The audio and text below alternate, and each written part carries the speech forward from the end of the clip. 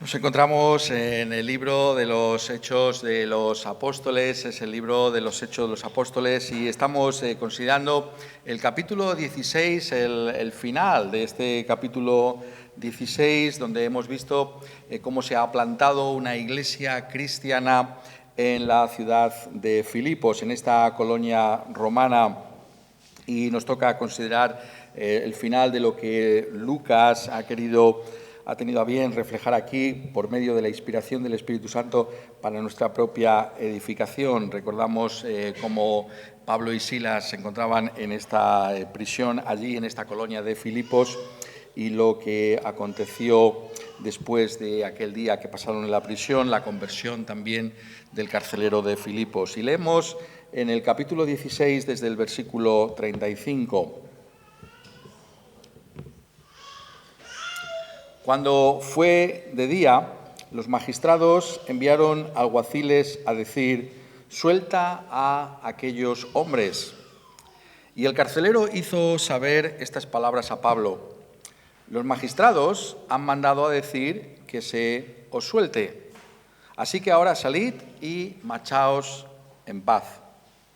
Pero Pablo les dijo: «Después de azotarnos públicamente sin sentencia judicial, siendo ciudadanos romanos, nos echaron en la cárcel. ¿Y ahora nos echan encubiertamente? No.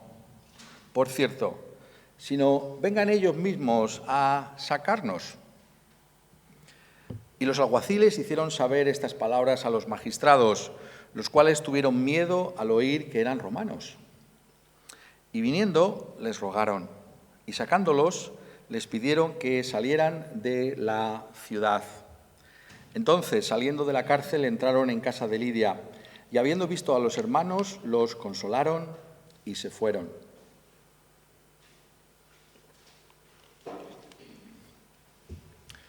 Curiosamente, el domingo pasado, que parece que ha pasado mucho tiempo desde entonces, estábamos viendo lo que era la primera responsabilidad que tiene la Iglesia para con las autoridades temporales. Estábamos viendo cómo la Escritura con toda claridad enseña que el cristiano vive en este mundo, aunque no sea de este mundo, y que tenemos responsabilidades hacia todos aquellos que están a nuestro lado, y fundamentalmente la Escritura señala hacia esas autoridades temporales. Estábamos diciendo que esa primera responsabilidad que tenemos hacia las autoridades temporales es la de la oración.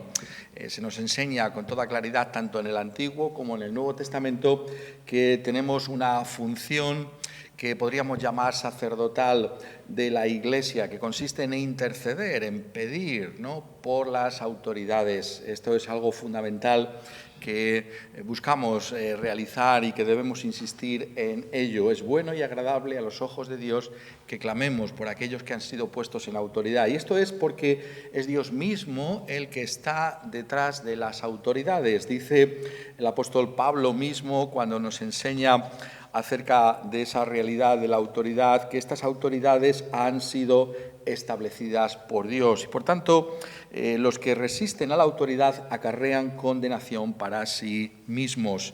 Porque dice el apóstol Pablo en Romanos 13:4, porque es la autoridad servidor de Dios para tu bien.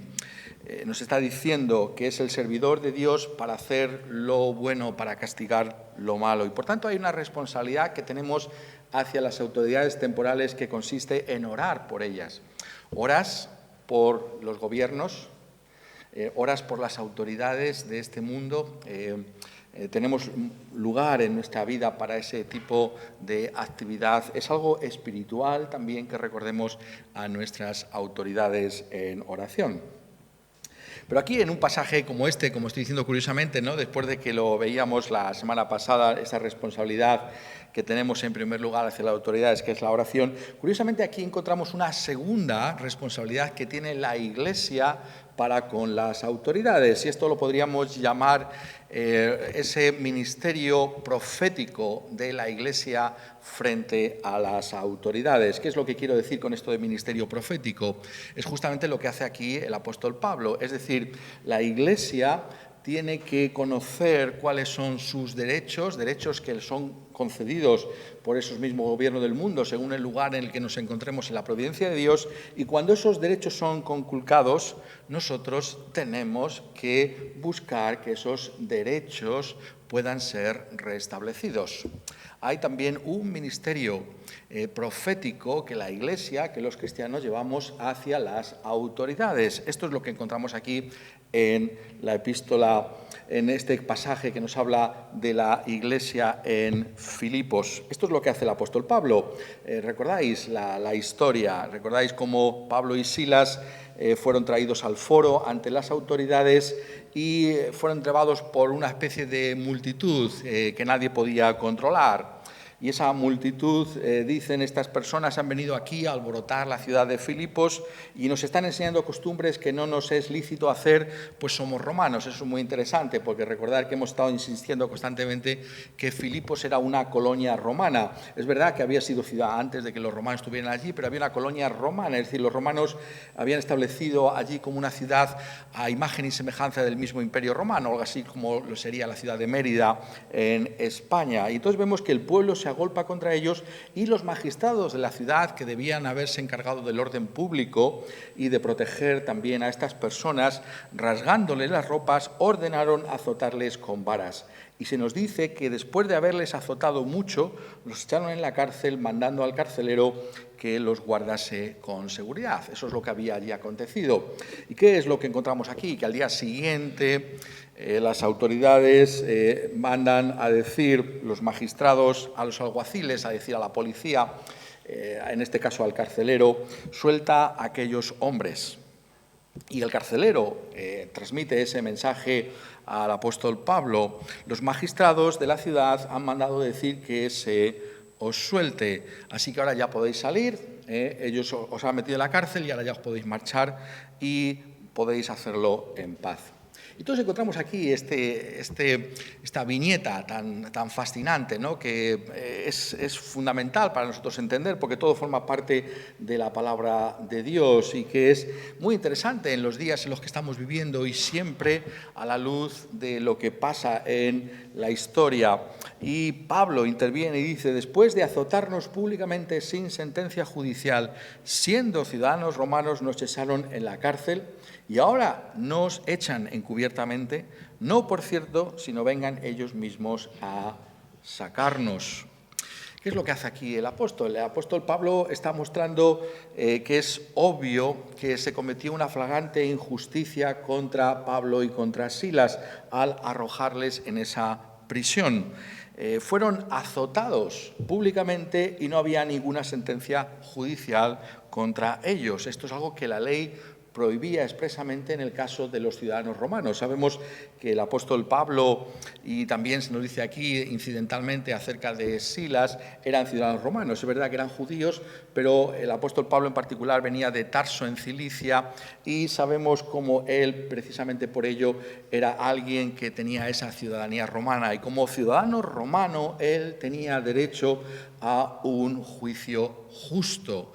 Esto le fue negado y él fue arrojado en la cárcel sin ningún tipo de sentencia judicial y fue azotado duramente. Esto es algo que estaba mal, obviamente, porque las autoridades mismas son conscientes de que han hecho algo malo y dicen: ahora nos quieren echar encubiertamente. Y dice: no, por cierto, sino vengan ellos mismos a sacarnos. Y vemos como aquí el apóstol, notadlo bien, está enfatizando que él tiene esta ciudadanía romana. Y esto es muy curioso, ¿no? Porque él está apoyándose en la realidad de lo que significa tener estas mismas autoridades de las que estamos hablando. Estamos diciendo, hay unas autoridades que han sido puestas por Dios.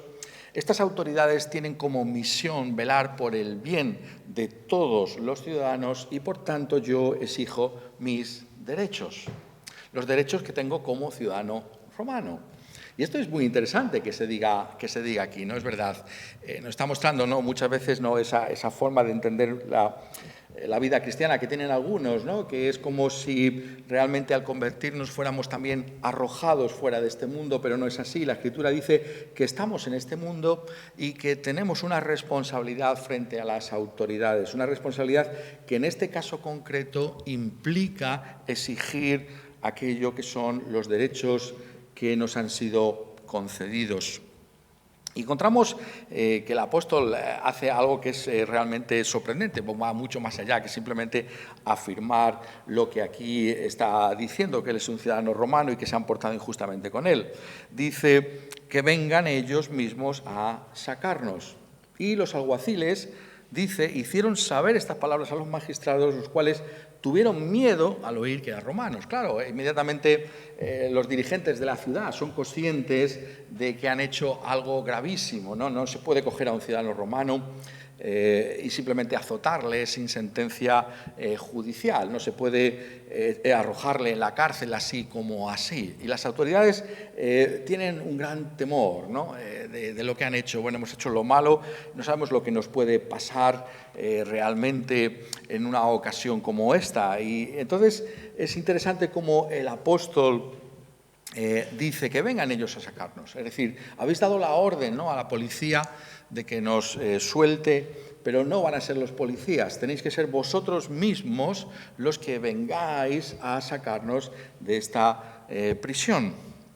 Y entonces vemos como el apóstol está poniendo una presión, ¿no? No es verdad, está haciendo como, si lo puedo decir de una manera coloquial, una especie de sentada, ¿no?, civil, una cierta forma de rebelión frente a esa injusticia, ¿no? Está diciendo, yo me voy a quedar aquí, de aquí yo no me voy a mover hasta que vengáis vosotros a sacarme. Entonces vemos que esto es muy interesante, ¿no?, que lo podamos apreciar, ¿no?, porque muchas veces decimos, no, pero el mundo, ¿yo qué tengo que ver con el mundo si soy cristiano? Bueno, somos ciudadanos, y tenemos que darnos cuenta de que tenemos una serie de derechos que nos han sido concedidos en la providencia de Dios por medio de los gobiernos de esta tierra y que nosotros debemos ser capaces de exigir esos derechos. Esto forma parte, es lo que yo quisiera enfatizar en primer lugar en esta tarde, forma parte del discipulado cristiano. Esto no está aquí simplemente para que nosotros lo podamos mirar y ya está, no. Esto es algo que ha sido inspirado por el Espíritu Santo para que nosotros veamos que estamos en este mundo y que tenemos que actuar de una manera correcta en este mundo, incluso frente a las autoridades temporales. Si las autoridades temporales han hecho algo que está mal, entonces nosotros tenemos la responsabilidad de hacérselo saber. Si eso es algo que ha sido hecho contra nosotros mismos o contra otros, nosotros tenemos la responsabilidad de intervenir. Y eso es lo que está haciendo aquí el apóstol Pablo. Esto es una tamaña injusticia, ¿no? Esto no está bien lo que habéis hecho y, por tanto, tenéis que reconocer que esto está mal. Y esto es lo que llamamos como esa denuncia profética de la Iglesia. Es decir, la Iglesia está en este mundo y está en un mundo caído, pero en este mundo también hay autoridades que han sido puestas por Dios y que tienen una responsabilidad. Y nosotros tenemos que apelar a esas autoridades, es decir, mirar, esto es lo justo y esto es lo correcto. Por eso tenemos que defender nuestros derechos, tenemos que ser conscientes de la Constitución que tenemos en estos momentos vigente en el Estado español y decir, bueno, pues estos derechos tienen que ser reconocidos, no se pueden conculcar, no se puede simplemente dejar a un lado aquello que se reconoce porque alguien lo pueda decir. Tenemos que conocer estas cosas y tenemos que buscar que esas cosas puedan tener también una defensa en el caso de que seamos agraviados.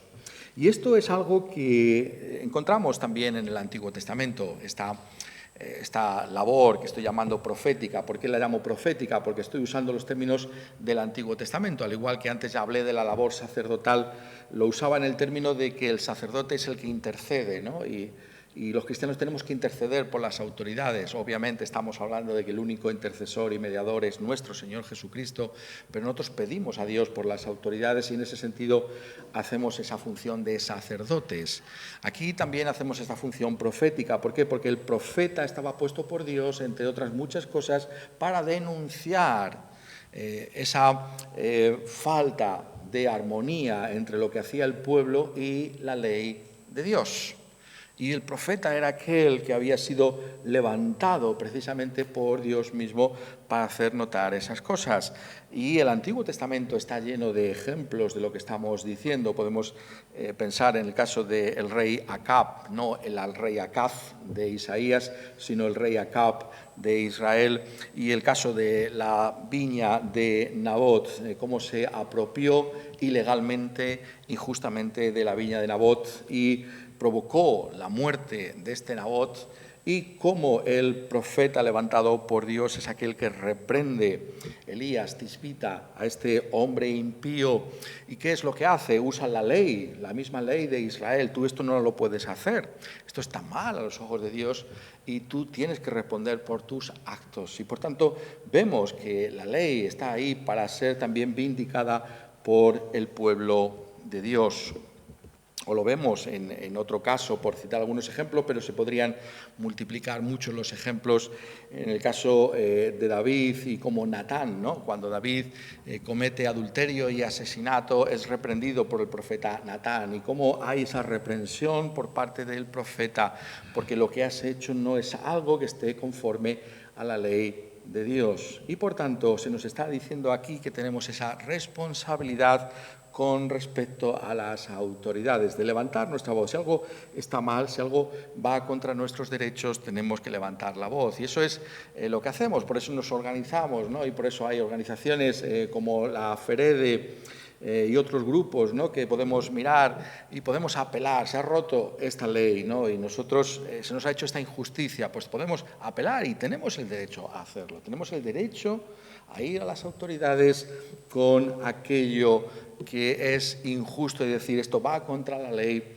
y nosotros queremos que se nos trate justamente.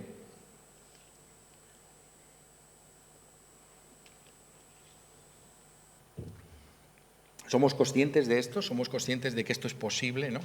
¿Somos conscientes de que ejercitamos estos derechos constantemente en un estado como el nuestro? Hemos de recordar que esas garantías que tenemos judiciales hoy en día, como me gusta recordar y creo que es bueno que lo recordemos todos, porque vivimos en este momento de la historia, no vivimos en el siglo I, es algo que el Evangelio ha traído a este mundo, ¿no? Y ha permitido que exista el Estado que tenemos ahora, la división de poderes. Todas estas cosas no han caído directamente del cielo, sino que han venido a nosotros por medio de la influencia del Evangelio, que sí que vino del cielo y que sí que ha tenido una influencia en este mundo.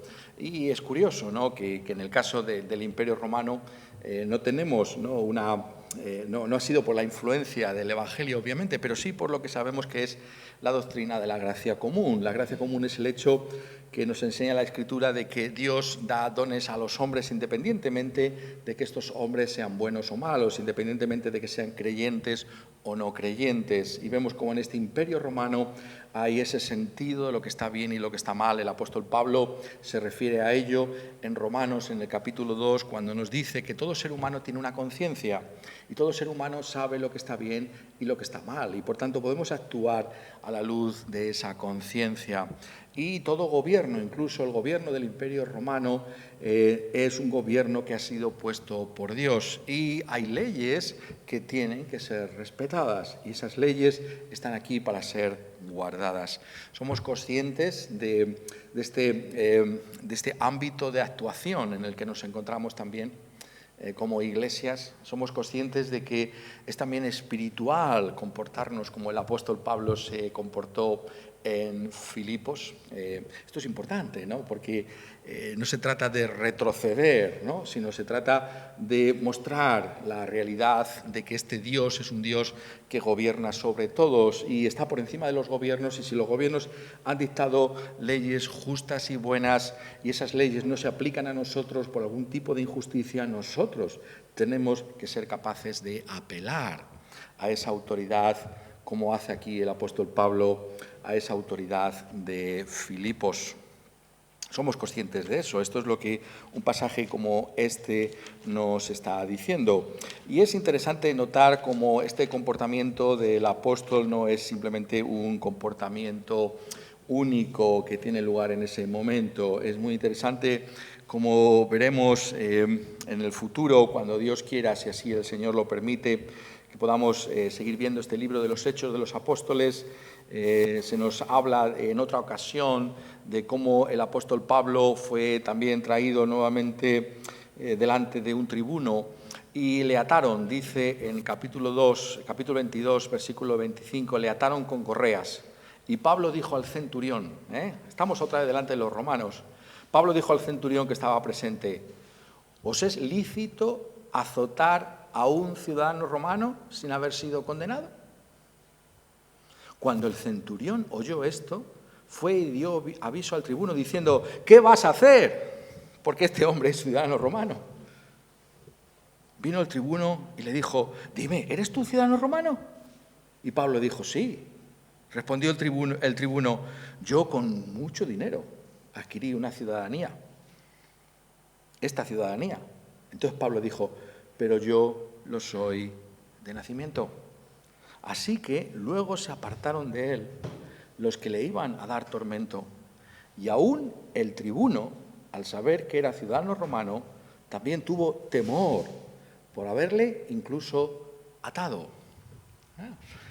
Vemos como el apóstol usa su categoría como ciudadano romano. No se esconde en lo que es. Entonces, como ciudadanos de esta nación, somos conscientes de los privilegios que se nos ha dado, que la ley nos otorga, estamos dispuestos a defender estas cosas. Eso es lo que está diciendo el pasaje. Pero la pregunta que tenemos que hacernos en esta tarde no es simplemente lo que hemos hecho hasta ahora, esta reflexión sobre ese ambiente más amplio, ¿no? Ese ámbito más amplio de actuación del cristiano, que es también algo espiritual, es ¿por qué habríamos de actuar así? Esa es la pregunta que tenemos que contestar en esta tarde. ¿Por qué habríamos de actuar de esta manera? ¿Por qué habríamos de hacerlo? Hemos de hacerlo, obviamente, por las razones que ya he esbozado anteriormente.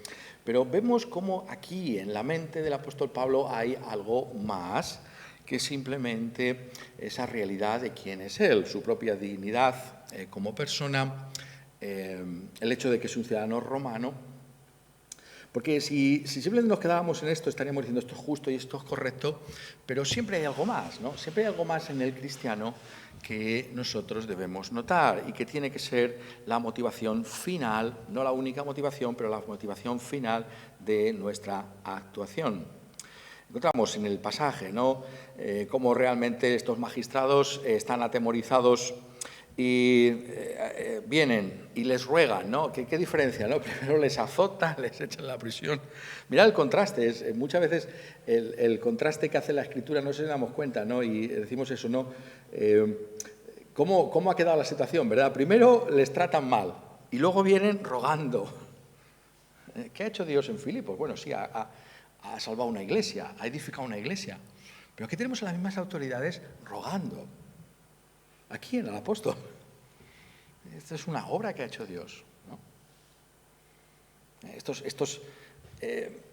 Estas autoridades, estos magistrados se creían por encima del bien y del mal. Se podían saltar hasta la ciudad, hasta las leyes de los mismos romanos. Pero acaban rogándole a un apóstol de Cristo Jesús. Curioso, ¿no? Lo que ha hecho el Evangelio. Y aquí ha apelado a su propio derecho. Pero ¿qué pasa? Dice, y viniendo, les rogaron y sacándolos, les pidieron que salieran de la ciudad. Tenéis que marchar, ¿no? Pero ahora ya no es una orden, ahora ya no os tenéis que marchar de una manera surrepticia, sin que nadie se entere, sino que os rogamos, ¿no? Que estamos preocupados de que pueda seguir habiendo alborotos aquí, podéis salir de la ciudad, por favor. Es distinto, pero hay algo más. Y esto es lo que nos interesa a nosotros en esta tarde. Entonces, saliendo de la cárcel, ¿qué dice? ¿Se fueron? ¿Se fueron de Filipos? No, no dice eso el texto. Dice, entonces, saliendo de la cárcel, entraron en casa de Lidia y habiendo visto a los hermanos, los consolaron y se fueron. Saliendo de la cárcel, entraron en casa de Lidia. ¿Quién es esta Lidia? Es la primera persona convertida en Europa. Esta mujer, ¿no?, cuyo corazón, recordáis que nos dice el texto, Dios mismo abrió, el Señor mismo abrió para que estuviese atenta a lo que Pablo decía.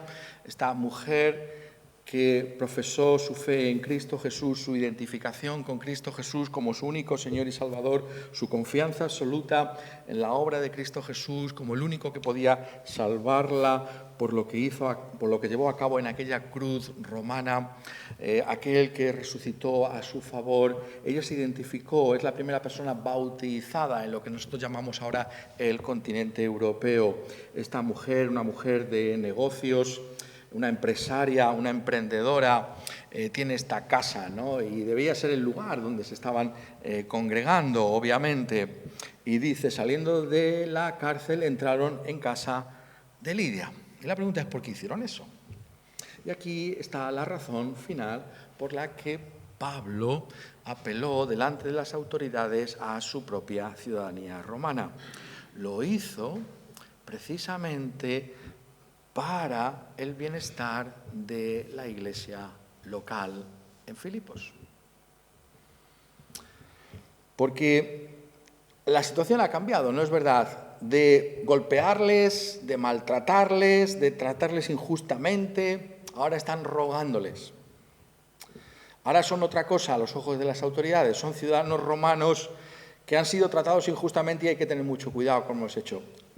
De no ser nada, de ser unos don-nadies, han pasado a tener una cierta respetabilidad delante, nada más y nada menos que de los magistrados de la ciudad, los que mandan.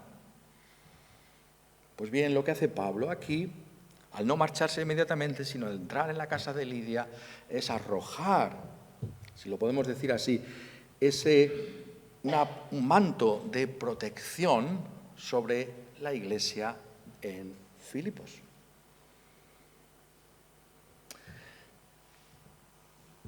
¿Os habéis dado cuenta de lo que habéis hecho conmigo? Esto es muy injusto, pero yo pertenezco a esta gente son mis amigos. Y él está protegiendo, por tanto, con su comportamiento a esa iglesia local. Cuidado, yo me voy a ir, es verdad, me voy a ir para que no haya más tumultos. No me interesa a mí tampoco, es como si dijera el apóstol que se levanten más tumultos. Pero aquí ha quedado algo y a mí me interesa que esto esté protegido, se beneficie de lo que ahora habéis hecho conmigo. Eso es lo que nos está indicando el texto con toda claridad. La razón por la que no se marcha inmediatamente, la razón por la que van a casa de Lidia es para que Lidia y los hermanos de la iglesia que allí se ha formado en Filipos puedan tener también esa protección de parte de las autoridades, que las autoridades si van a dejarse llevar porque quizás las masas nuevamente causen un alboroto contra aquellos que permanecen en Filipos manteniendo ese evangelio que al principio ha traído tantos problemas y controversias allí, que esta gente pueda de alguna manera también quedar protegida. Y por tanto vemos que el apóstol, esto es lo que se trata, de observar, ¿no?, esa mentalidad. El apóstol no está simplemente interesado por sí mismo. No es una vida centrada en sí mismo la que aquí encontramos. El apóstol Pablo nos da aquí un ejemplo práctico y concreto de lo que significa ser cristiano. Y lo que implica el cristianismo es que tenemos un interés por el bienestar de los demás. Que no solamente nos interesan nuestros propios asuntos, por muy legítimos que puedan ser, sino que también nos preocupa el bienestar de los demás, el bienestar de la iglesia local. Y sabemos que esto es así por lo que escribe, ¿no?, en la epístola a los filipenses. Es muy curioso lo habéis pensado, ¿no? La iglesia de Filipos, hemos visto cómo se fundó. Pues hay una carta que le fue escrita a la iglesia de los filipenses por el apóstol Pablo. En otra ocasión, cuando estaban otra vez en prisión, ¿no? El apóstol iba, podemos decir, de prisión en prisión, ¿no? Por causa del evangelio, estaba en prisión otra vez y desde allí escribe una carta a los filipenses. Y les dice algo muy interesante. Espero en el Señor enviaros pronto a Timoteo, le conocen bien, es un compañero del apóstol Pablo que también estaba con ellos, para que yo también esté de buen ánimo. Estamos en Filipenses 2:19, al saber de vuestro estado, pues a ninguno tengo del mismo ánimo y que tan sinceramente se interese por vosotros. ¿A quién os voy a enviar como mensajero mío? A Timoteo. ¿Cuáles son las cualificaciones que tiene Timoteo para enviarle como un mensajero apostólico a la iglesia de Filipos, de vuelta nuevamente para allá?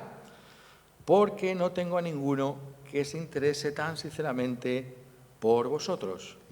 Y dice esto, porque todos buscan lo suyo propio, no lo que es de Cristo Jesús. Aquí está el corazón del apóstol Pablo. Aquí vemos lo que es realmente la fe cristiana. Tenemos que interesarnos por lo que tiene que ver con el Señor Jesucristo. Tenemos que intentar desterrar de nuestra mente un interés exclusivo por lo nuestro, por lo que a mí me interesa. ¿Qué hay de lo mío?, dice la gente de este mundo. Pues no. ¿Qué hay de lo de Cristo Jesús? ¿Tienes tú esa mentalidad? Eso es lo que es una iglesia. Decimos que es una iglesia. ¿Qué hay de lo de Cristo Jesús? En mí, empezando por mí, ¿no? Y siguiendo contigo, ¿tenemos algo de interés por las cosas de Cristo Jesús? Por el bienestar de la causa de Cristo Jesús, por el bienestar de la iglesia de Cristo Jesús. Mirad cómo el apóstol Pablo, con su prestigio recientemente recuperado como ciudadano romano, arroja ese manto de protección sobre esa iglesia de Filipos. Eso es lo que le importa al apóstol. Y la iglesia sigue adelante. Lo demás es secundario. Pero la iglesia tiene que seguir. La iglesia es lo más importante. No hay nada más importante que la iglesia. ¿Por qué? Porque es el cuerpo de Cristo. Porque fue comprada con la sangre de Cristo. Eso es lo más importante. Y dice, todos buscan lo suyo, pero no los de Cristo Jesús. Y por eso os envío a Timoteo, porque en Timoteo veo que hay otro espíritu distinto, tiene un ánimo distinto. Le interesa el bienestar vuestro, como a mí me interesa. Tenemos esa mentalidad nosotros. Eso es lo que tenemos que desarrollar. Tenemos que decir, ¿dónde están mis prioridades? Mis prioridades son las cosas de Cristo. Ya tengo otras cosas que tengo que hacer y tengo que ocuparme de mis asuntos. Sí, pero ¿y Cristo? ¿Y su iglesia? Hago lo que está en mi mano para favorecer al cuerpo de Cristo. O digo a otro, que lo hagan otros, ¿no? No, todos y cada uno de nosotros estamos envueltos en buscar la protección, en buscar el bienestar, en buscar el prestigio de la iglesia local, con nuestro comportamiento, con nuestro esfuerzo, como hace aquí el apóstol. Podría haber dicho, bueno, yo me largo, bastante ha sido esto, ¿no? Ya me han golpeado, me he podido escapar, me voy rápidamente. No, desafía, ¿no? Venimos otra vez, ¿no? Este tema de la labor profética de la Iglesia. Desafía a las autoridades, porque las autoridades, sí, ruegan, pero por favor, márchate. Estás diciéndole eso, no dice, no, ya te puedes quedar aquí en Filipos, no, márchate. ¿Y qué hace Pablo? ¿Obedece inmediatamente? No. Dice, un momento, voy a irme aquí a casa de Lidia y ya me marcharé cuando me tenga que marchar. Eso es lo que está diciendo Timoteo. Pero hay algo más. Hay otro ejemplo mayor, que es el ejemplo del apóstol Pablo mismo. El que él sigue, quiero decir. Timoteo, pero hay algo más. Dice en Filipenses 2:4, exhorta a la conciencia de los filipenses en esta epístola y dice, no mirando cada uno por lo suyo propio, sino cada cual también por lo de los otros. Esa es la exhortación a la iglesia de Filipos. No os ocupéis solamente de vuestros propios asuntos. Mirad también por los asuntos de los otros. ¿Por qué tenéis que hacer eso? ¿Por qué tenéis que incomodaros? ¿Por qué tenéis que sufrir por otros? Bastante tengo yo con lo mío. No, tienes que sufrir también por los otros. Tienes también que esforzarte por los otros. Tienes que esforzarte por la iglesia. ¿Por qué? Porque eso es lo que hizo nuestro Señor Jesucristo. Haya pues en vosotros este sentir que hubo también en Cristo Jesús. ¿Cuál es el ejemplo supremo de cómo se vive la vida cristiana? Es el Señor Jesucristo. ¿Qué hizo Cristo? ¿Qué hizo el Hijo de Dios? Él era Dios, Él es Dios, Él será siempre Dios. Pero no estimó esto como cosa a la que aferrarse, sino que por amor a su iglesia se despojó a sí mismo y adoptó la forma de un siervo. Se hizo semejante a los hombres y en esa condición de humillación obedeció a la ley de Dios y fue a la muerte y muerte de cruz. Cristo no miró, si lo podemos decir así, sus propios intereses. No consideró lo que a él le interesaba más. Retener, si lo podemos decir de esta manera, su propia gloria, su propio estatus en el cielo, si lo puedo decir de esta manera para que todo lo podamos entender. ¿O no? La mentalidad de Cristo Jesús es distinta. Él se despojó. Él tomó una forma de siervo. Él fue a una cruz para salvarnos. Era la única manera en la que tú y yo podíamos ser salvos. Si Él estaba dispuesto a llevar sobre sí el castigo que tus pecados y los míos merecían recibir. Y lo hizo. Lo hizo. Lo hizo para salvarnos. Nuestra salvación está solamente en esa entrega total y voluntaria, costosa, que llevó a cabo en esa cruz del Calvario. Ese es el único camino de salvación. Pasa por su propia entrega. Pasa por ofrecerse completamente a sí mismo, sin dejar nada que no diese por nosotros. Se entregó completamente. Hay amor como el de Cristo Jesús. Encontrarás tú a un Salvador que tenga en su corazón, como tiene Él, los intereses tuyos por encima de cualquier otro. Esa es la pregunta que hay que hacerse en la vida, ¿no es verdad?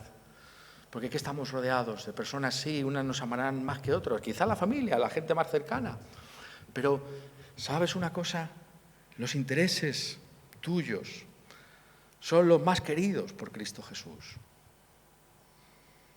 Él tiene en lo más profundo de su corazón un amor por ti que no tiene ningún otro ser humano. Ese es el Evangelio. ¿Y cómo no voy a dar mi vida por alguien como Él? ¿Cómo no voy a ser cristiano? ¿Cómo no voy a ser discípulo de Cristo Jesús si Él me amó de esa manera? Ese amor completo, total, que le llevó a entregarse en la cruz. Ese amor que no me dejará, como dice también ese himno. Por eso podemos descansar siempre en Él. ¿Quién tiene tu interés en su corazón como lo tiene el Señor Jesucristo? ¿Quién? En los momentos de la enfermedad, en la soledad, cuando tengamos que afrontar esa amarga hora de la muerte. ¿Acaso habrá una manera mejor de afrontarlo que sabiendo que nuestros intereses están en las manos de aquel que los tiene en lo más profundo de su ser, como lo fundamental? ¿No ese es el gran consuelo del Evangelio? Estamos en las manos de uno que demostró de una manera práctica y real, yendo a esa cruz, que le importamos y que le importamos para siempre. ¿Encontrarás a un Salvador mejor que ese? Plantéatelo. Esa es la realidad. Esa es la realidad que hay aquí. El Señor Jesús. Pues bien, está diciendo el apóstol aquí algo de eso. Aunque sea muy difuminado, aunque no tenga ni punto de comparación con lo que Jesús ha hecho por mí, algo de eso tiene que estar en nosotros, porque es el Evangelio, es la cultura del Evangelio. Hay una cultura del Evangelio, ¿la habéis pensado alguna vez? ¿Cuál es la cultura del Evangelio? Denunciar cruelmente a los que están ahí fuera porque no son como nosotros. No, eso no es la cultura del Evangelio. La cultura del Evangelio no es esa. La cultura del Evangelio es entregarnos, darnos, sacrificarnos por los intereses de los demás. No lo que a mí me interesa, sino qué le interesa a la Iglesia. ¿Qué le interesa al pueblo de Dios? Entonces, eso es lo que yo voy a hacer. Esa es la cultura del Evangelio. Esa es la cultura que un mundo como este necesita conocer y entender. Entregarnos como Pablo lo hace desinteresadamente, como lo hizo Timoteo, por el bienestar de los filipenses. Por eso apela, curioso, ¿no?, a esa ciudadanía romana. Esto también es un elemento que tengo aquí en mi mano para fortalecer, para hacer bien a la Iglesia de Cristo Jesús. Esa es la mentalidad. Eso es lo que tenemos que provocar en medio nuestro. Tenemos que crecientemente abundar en esa cultura del Evangelio. ¿Cuál es esa cultura? Es la de la entrega. Es la de servir a los demás. Es la de poner a los demás por encima de mis propios intereses. En primer lugar, la Iglesia, y después, para el bienestar del mundo entero que está sin Dios y sin esperanza en este mundo. Eso es lo que tenemos que hacer. Eso es lo que aquí el apóstol está señalando a los filipenses en su epístola. Es curioso que él debió notar, ¿no?, con esa penetración, con esa capacidad espiritual suya que necesitaban los filipenses que se les escribiera. Pero él ya había demostrado en su comportamiento en Filipos que esa era la actitud correcta, la actitud que tuvo Timoteo, la actitud que tiene nuestro Señor Jesucristo. Si Él puso los intereses de su Iglesia por encima de cualquier otra consideración, tú y yo tenemos también que poner a la Iglesia en el lugar que le corresponde. Tenemos que entregarnos por ella. Tenemos que sacrificarnos por el bienestar de la Iglesia. ¿Por qué? Porque Cristo lo hizo para salvarnos y nosotros ahora lo hacemos para hacer bien a esa Iglesia que es el cuerpo de Cristo Jesús.